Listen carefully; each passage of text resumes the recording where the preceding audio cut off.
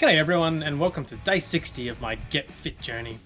In this video, we'll take a look at how I've travelled during my second month. I'll walk through some adjustments I've made to my diet and exercise programs, and then talk about how I'm continuing to track against my goals, including month 2's data to see if it looks like I'm going to get over the line with things I'm hoping to achieve by the end of month 3. So let's take a quick look at some small adjustments I made to my diet. But more importantly, why did I change it in the first place? The second month of my fitness program has introduced some tougher exercises into the mix, and I've upped my workout intensity across the board in general. The net result of this has been that I'm pretty trashed by the end of my exercise sessions. Given I'm happy with my current calorie intake, to solve this issue I've adjusted my macros slightly, increasing my carbs and decreasing my fat. This has had a positive impact to my fatigue levels, and I don't feel tired coming out of the back end of workouts anymore. As far as my workout regime goes, month 2 has seen a few big changes with the addition of some tougher exercises.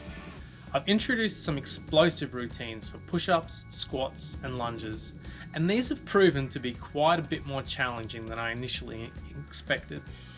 In particular, I've really been struggling with the explosive lunges. For your amusement, I've included a few clips of my explosive exercises.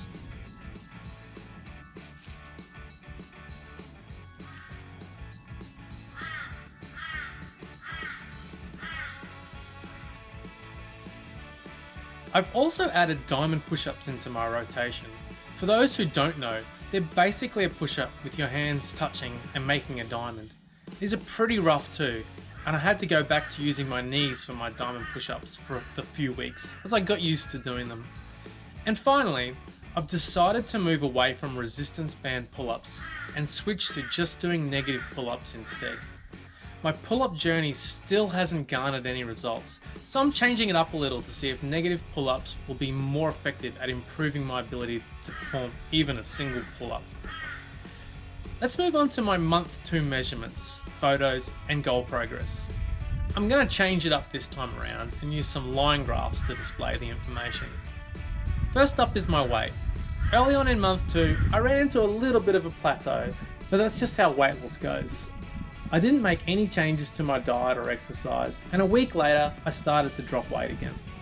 Sometimes, if you hit a bump, wait a week or two to see how it goes, and then make adjustments after that if it doesn't seem to be heading in the direction you expect. Next up are my body measurements. My shoulder measurements have steadily climbed over the 2 months as I've continued to build muscle, and I'm now almost 4% larger in my shoulder measurement over the 60 days. Overall, my chest measurement is down by about 4% due to weight loss, but my measurement has stabilised in the last couple of weeks. We'll see how this continues over the last month. My waist measurement is continuing to steadily decline in line with my weight loss. While my belly measurement dropped quite a bit over the first 4 to 6 weeks, it's flattened out over the last 2. I still have plenty to lose here, so I'm hoping the downward trend starts again in month 3. And finally, we can see that my hip measurements are once again similar to my waist and are constantly dropping along with my weight. Moving on to the last group of measurements, the fat around my neck has continued to melt away, and I've dropped almost 10% off my neck measurement. And as expected, there hasn't really been any tangible change in my arms and legs over the last 2 months so far. This doesn't come as any big surprise, as most of my extra weight is in my torso area and not on my arms and legs. To summarise, we've seen a few plateaus across some measurements in areas this month, but the general trend is still heading downwards, so things are still looking really positive. But once again, as far as appearance goes, it doesn't seem to be a very large difference when we compare our day 0 and day 60 photos. Let's take a quick look. I was kind of hoping to see some tangible results here by the end of month 2, which is a little disappointing, especially considering how my measurements changes are still going really strong. But it seems like I might have to wait until the end of month 3, or maybe even longer, to see some physical improvements. My wife thinks I look totally different, but I'm not convinced. But my clothes are looser and I need to go and buy a bunch of new shorts because they keep falling down now, which is a little bit annoying. Progress on my goals is continuing to gain momentum, My weight loss is still looking good, but has slowed down a little. I'm still on track for now, but if it continues to slow in month 3, I might not hit my goal of 15 kilos of weight loss by the end, so we'll see how that pans out. I've already hit the squats goal in month 1, but I'm continuing to push this one to see how far we can get it over the 3 months.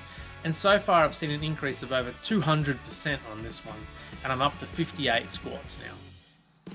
My push-up progress is coming along nicely, and I'm confident in saying that I'll close this one out by the end of the 3 months as well, while my pull-up journey continues to plague me. At this point, I'll probably be ecstatic with pumping out a single pull-up by the end. To wrap up, my progress during month 2 is still generally looking good across the board.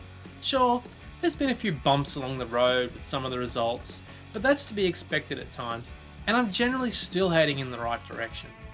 So, let's give it a crack. Smash those like and subscribe buttons, and tune in next month to see my final results at the end of month 3.